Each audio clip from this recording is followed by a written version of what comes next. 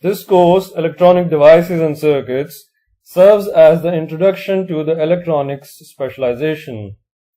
While prior knowledge is preferred, it is not assumed.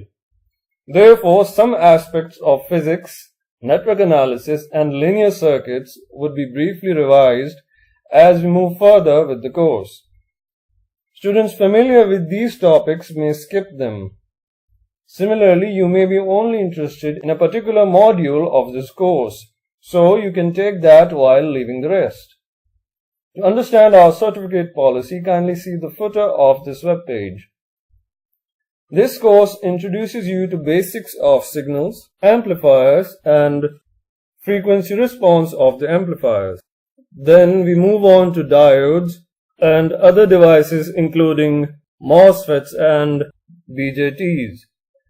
Finally, we finish this course with the final module covering operational amplifiers.